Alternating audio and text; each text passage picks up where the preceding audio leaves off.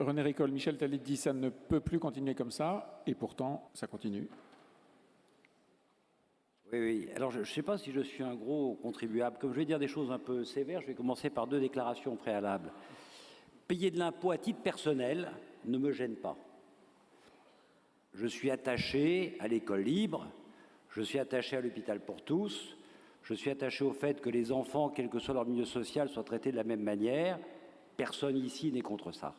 On n'est pas en train de défendre les riches, on est prêt à contribuer. Deuxièmement, je n'ai pas une sympathie débordante pour ceux qui, ayant plein de pognon, se tirent à l'étranger parce qu'il n'y a plus que nous qui restons pour payer. Voilà. Donc, je veux le dire. Ayant dit ça, je vais faire plaisir à quelques amis collectionneurs, je pense que nous sommes en décadence. Vous voyez, je pense qu'un jour, Geoffroy a commencé à le dire, j'avais déjà dit dans les colonnes du nouveau journal qu'a lancé, très bon journal d'ailleurs, qu'a lancé Nicolas, il faut le dire. Subscribe l'opinion. Nous serons jugés comme décadents. Mesdames et messieurs, si vous n'êtes pas enfant de riches, vous ne serez pas riche, tel qu'est le système. Il vaut mieux avoir des œuvres d'art dans son héritage, si possible des monuments historiques. Vous êtes dégrévé de tous les côtés, vous ne payez pas d'impôts, vous faites 1 milliard de plus-value sur vos ventes d'œuvres d'art, vous payez 6% de taxes, 6%, on est chez les malades. Sur vos 10 milliards d'œuvres d'art, vous payez 0 d'ISF. Mais si vous avez l'ambition, étant jeune, de posséder peut-être un appartement dans Paris, ce qui vous prendra 25 ans d'économie au train où on est, et demain ce sera juste inabordable, eh bien vous paierez évidemment un ISF dessus. On est chez les fous, voyez. Et demain on considérera que ce pays est décadent.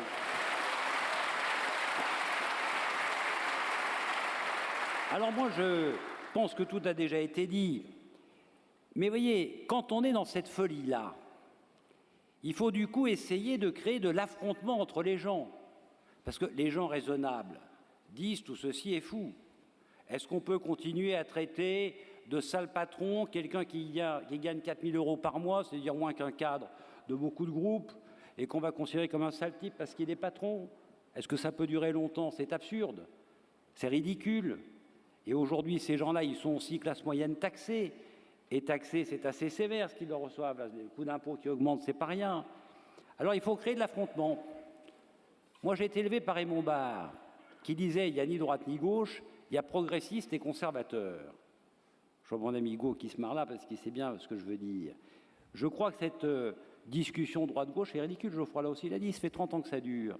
Alors je n'ai pas tout à fait les mêmes chiffres que Nicolas. Je pense que, mesdames et messieurs, la création de l'ISF en 30 ans, c'est 600 milliards d'euros non actualisés qui sont partis de ce péri. Je ne sais pas combien on peut dire productif ou pas productif, mais il y a 600 milliards qui sont partis à peu près. Alors combien productif, c'est plus compliqué à dire. Je suis d'accord avec son chiffre nécessairement, il est meilleur économiste que moi. Mais est-ce qu'on se rend compte de ce dont on parle? Ça veut dire que l'ISF, au bout du bout, si on se dit les choses simplement, qui le paye? C'est celui qui est au chômage. Ce n'est pas le très riche qui se tire à l'étranger. Ce qu'il y a de fondamental dans cette assemblée où vous êtes aujourd'hui, ce qu'il y a de nouveau dans le MEDEF, voyez, votre responsabilité sociale dans laquelle je me sens, avec laquelle je me sens solidaire, c'est que pour la première fois, il n'y a pas une bataille de personnes. Vous êtes mis d'accord entre vous, il y a une équipe. Dans cette équipe, tout le monde a sa place, y compris lui-même, je le redis à mon ami qui est là, tout le monde a sa place. Et cette équipe-là, elle a en charge de travailler, non pas pour sa gloire, non pas pour défendre les plus riches, travailler pour le redressement de la France, c'est-à-dire pour l'emploi.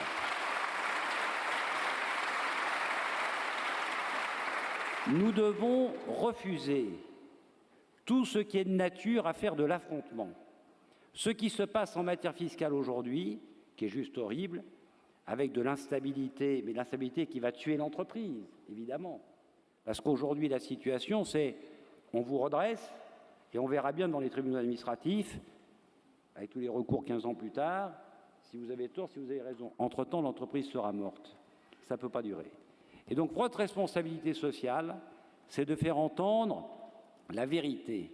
Et la vérité, c'est que le MEDEF est engagé pour le redressement du pays. C'est ça la raison d'être du MEDEF, c'est ça l'objectif de l'équipe. Il ne s'agit pas de savoir si on est de droite ou si on est de gauche, ce n'est pas le sujet ici. Voilà, c'est ça ce que je crois. Alors je voudrais Pas donner d'exemple nouveau parce que je pourrais continuer, mais simplement quand même 2-3 choses rapides. On considère qu'un patron qui gagne 1 million d'euros par an, c'est scandaleux.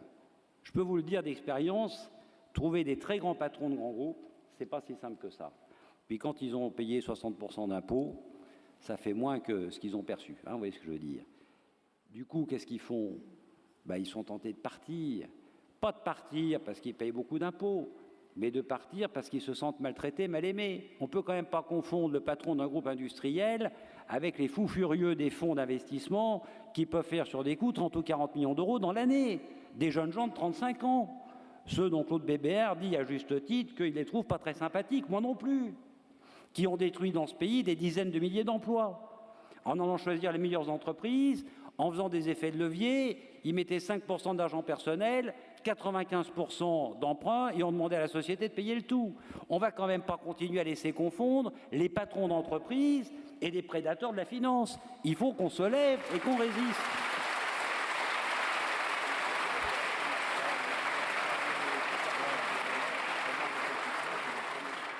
Ma deuxième observation, c'est qu'il faut arrêter d'opposer les entreprises les unes aux autres. C'est quoi le point fort de la France aujourd'hui, mesdames et messieurs? Et je le dis pour celui qui, je pense, a contribué à sauver beaucoup de PME ces dernières années avec beaucoup de mes amis qui sont ici. Mais franchement, notre force, c'est nos grands groupes. On a plus de grands groupes mondiaux que les autres pays du monde, excepté les États-Unis. On veut qu'ils partent tous, ils sont en train de le faire. Regardez, c'est sous nos yeux, c'est en ce moment. Publicis Omnicom, le siège n'est plus en France, les intérêts français sont minoritaires. D'autres groupes sont en train de le faire, par secret professionnel, je ne le dirai pas. Ça se fait en ce moment. Alors, j'ai encore jamais vu qu'on redresse une situation en s'appuyant sur des sables mouvants. Le principe, au lieu de s'appuyer sur des points forts. Nos points forts sont les grands groupes.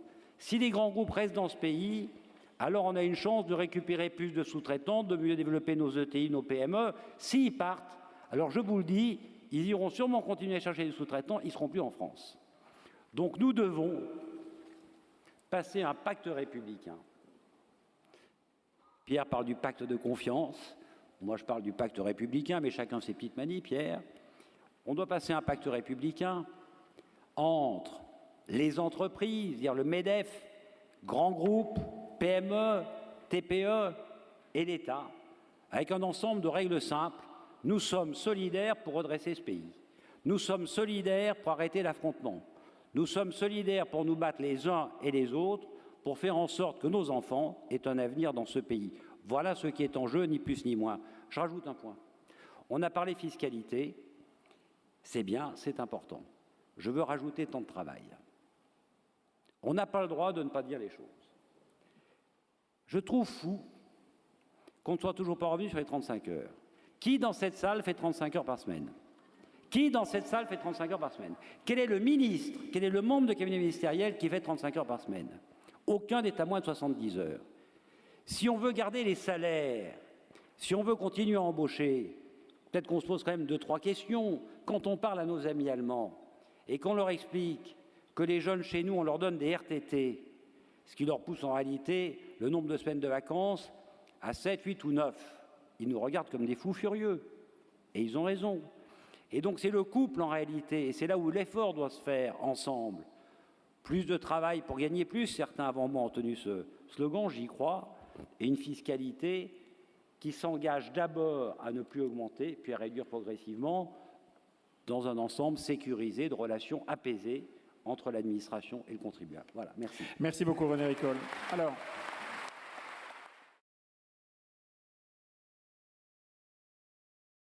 7 péchés capitaux, mais est-ce que tout ça fait de la France un enfer fiscal?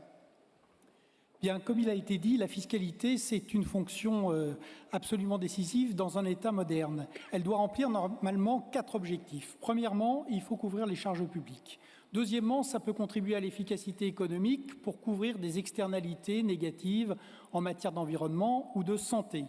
Troisièmement, ça doit contribuer à la justice et la cohésion sociale. Et enfin, c'est un élément décisif de la citoyenneté. Une des grandes fonctions du Parlement, c'est de voter l'impôt. Alors l'enfer, qu'est-ce que c'est? L'enfer, c'est le lieu du mal et de la destruction. Sartre disait que l'enfer, c'était les autres. En réalité, l'enfer, c'est souvent soi-même. En tout cas, chacun, individu, entreprise ou nation, se choisisse un enfer. Et la France, elle s'est choisie pour en faire la fiscalité. Et c'est ce que je voudrais essayer de vous montrer. D'abord, comment on a érigé la fiscalité en enfer. Deuxièmement, comment elle est à l'origine de la condamnation de la France à un déclin lent mais irréversible. Troisièmement, à quel ressort idéologique ceci obéit. Et enfin, pourquoi le contre-choc fiscal est au cœur du redressement de notre pays. Alors, l'enfer fiscal a été fort bien décrit par Geoffroy Roux de Bézieux. Le premier problème, c'est le niveau, ça a été rappelé. On parle souvent des prélèvements obligatoires. J'appelle votre attention sur le vrai chiffre qui est celui des recettes publiques.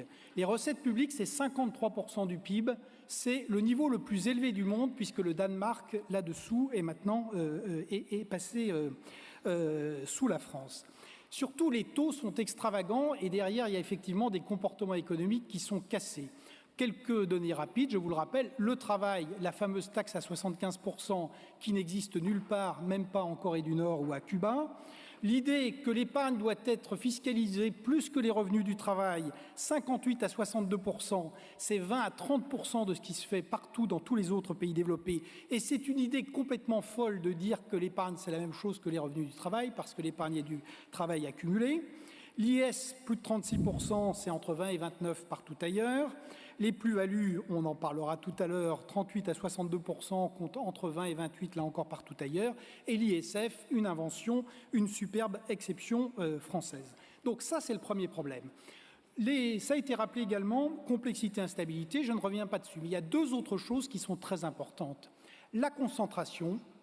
Contrairement à ce qui a été dit, les entreprises et les riches paient l'impôt dans notre pays. Je vous rappelle que 1% des contribuables paient 40% de l'impôt sur le revenu. Donc quand on explique que plus on est riche et moins on paie, c'est une faribole. Et c'est la même chose pour les entreprises. Et le dernier point qui est souvent oublié, c'est l'état de non-droit. La France, aujourd'hui, est devenue un État voyou sur le plan fiscal. Pourquoi ? Parce que nous avons créé, depuis 2009, une police fiscale qui est en dehors de tout encadrement de l'état de droit. Les agents ont des capacités d'enquête, de perquisition que les agents de la police judiciaire n'ont pas. L'encadrement du juge est extrêmement laxiste et on peut faire tout ça sans aucune information du contribuable. C'est quelque chose d'extrêmement préoccupant du point de vue de l'état de droit et ça s'est fait de manière parfaitement clandestine. C'est une atteinte majeure aux libertés individuelles, à la liberté d'entreprendre dans notre pays. Alors, à quoi ça aboutit ? C'est le deuxième aspect. Cette fiscalité infernale, elle a un rôle clé dans le décrochage de notre pays. Décrochage de la croissance, c'est évident. La France a perdu 1 point de croissance depuis les années 70 par décennie. On était à 4%, on est aujourd'hui en croissance zéro et on va y rester si on ne change pas. Pourquoi ? Parce que la fiscalité, elle casse tous les moteurs de la croissance. Elle casse la consommation parce qu'elle ampute le niveau de vie. Elle casse l'investissement parce qu'on ne peut attendre ni rentabilité et parce qu'on est victime de l'instabilité qui empêche tout calcul rationnel dans l'avenir. Et évidemment, elle casse la compétitivité. Comme il a été dit, grosso modo, les entreprises françaises paient le double de la plupart de leurs concurrentes européennes. Sur la compétitivité, quels sont les ressorts de la compétitivité ? C'est d'abord les hommes. Les hommes, nous les faisons fuir.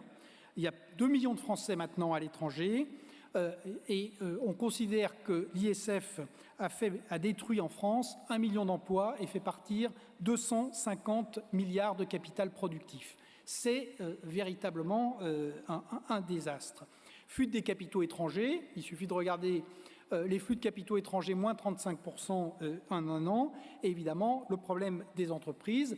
42% de taux de marge en Allemagne, 28% de taux de marge en France et l'essentiel de l'explication, c'est bien sûr la fiscalité et les charges. Ensuite, l'impact sur les finances publiques. L'impôt, je l'ai dit, normalement, sa première vocation, c'est de couvrir les charges publiques. Ce que l'affaire avait rêvé, Sarkozy et Hollande l'ont fait. C'est-à-dire qu'aujourd'hui, l'impôt est en France entré dans la phase de rendement décroissant. Plus on l'augmente, plus les recettes fiscales diminuent. Et on le voit très bien avec l'instabilité aujourd'hui sur les rentrées de TVA et d'impôts sur les sociétés.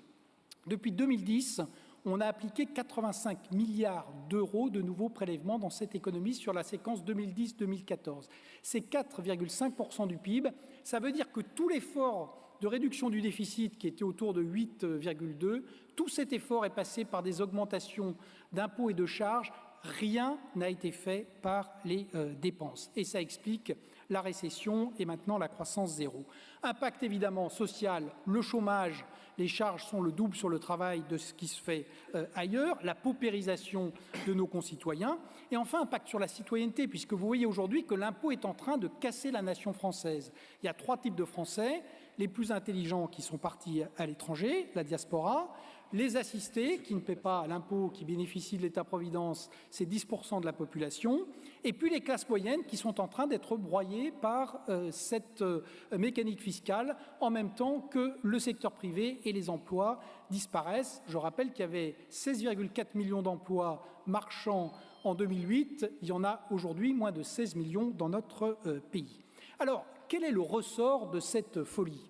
Il est économique, mais il est aussi politique et idéologique. D'abord, il y a le modèle tax and spend que nous voyons aujourd'hui encore à l'œuvre. On lève l'impôt pour pouvoir dépenser. C'est la religion de la dépense publique qui atteint 57% du PIB et qui continue à croître. Il n'est que de voir. Aujourd'hui, par exemple, en matière de pénibilité, la première décision qui a été prise, c'est de rajouter 2,5 milliards d'euros à un système qui est déjà en déficit de 20 milliards à l'horizon de 2020. Donc l'impôt ne sert pas au désendettement ou à la réduction du déficit, l'impôt sert de levier pour engager de nouvelles dépenses non financées. Deuxième impact, et là on quitte l'économie pure, l'étatisme, la société de défiance. L'impôt est la mécanique qui fait l'euthanasie du secteur privé. Depuis 1987, la dépense publique augmente plus que la dépense privée dans notre pays. Troisième ressort, l'envie et le ressentiment. L'impôt obéit à une logique politique qui est de punir ceux qui réussissent. On a le droit de gagner de l'argent dans notre pays par le sport, par les jeux de hasard. En revanche, par le travail et par l'épargne, c'est insupportable et à ce moment-là, on doit être puni.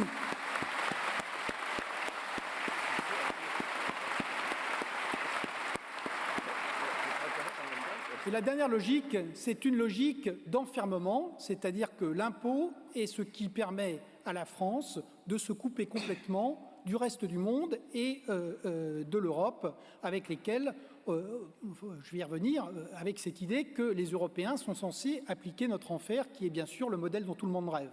Curieusement, ils ne partagent pas cette excellente idée. Alors, j'en viens maintenant au dernier point, c'est-à-dire pourquoi est-ce qu'un contre-choc fiscal est au cœur du redressement de notre pays. Il faut être clair, quoi que disent les uns et les autres, aujourd'hui il y a une sortie de récession mais il n'y a pas de reprise et il n'y aura ni reprise, ni croissance, ni création d'emplois de notre pays tant qu'on n'aura pas commencé à régler le problème fiscal. Qu'est-ce que c'est que régler le problème fiscal? Il impacte tout le reste. Pourquoi? En matière productive, la priorité, c'est de remonter le taux de marge des entreprises. Et pour le remonter, il est clair qu'il faut diminuer leurs impôts. Il faut aussi baisser évidemment la fiscalité de l'épargne pour permettre d'avoir une épargne longue qui s'investisse avant tout vers les entreprises. Et il faut évidemment supprimer l'ISF. Sur le plan social, il n'y aura pas de retour au plein emploi tant qu'on aura un travail qui sera finalement le plus mauvais des investissements que peuvent faire des entreprises, tellement cet investissement est hors de prix.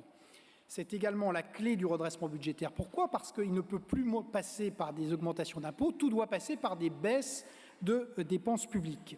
C'est aussi clé pour le pacte citoyen parce que dans cette France qui est en train de se fragmenter et d'éclater, il faut absolument interrompre l'exil des capitaux, des talents, des cerveaux et des entreprises pour permettre de recréer de la richesse. Il est également clé pour rétablir l'égalité entre les générations.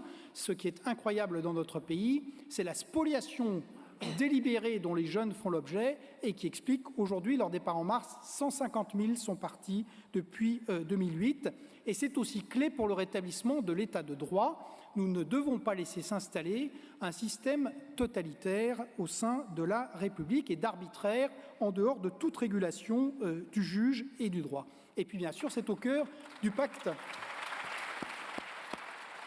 C'est au cœur du pacte européen parce que c'est la manière de remettre la France de plein pied dans la société ouverte et avec ses partenaires.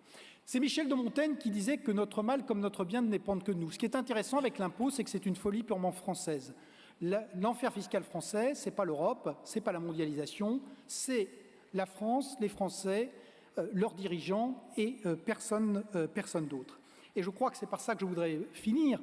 Vous voyez comment on a dévoyé ce qui ne doit être qu'un instrument au service, évidemment, de la couverture des dépenses publiques, au service d'une politique économique.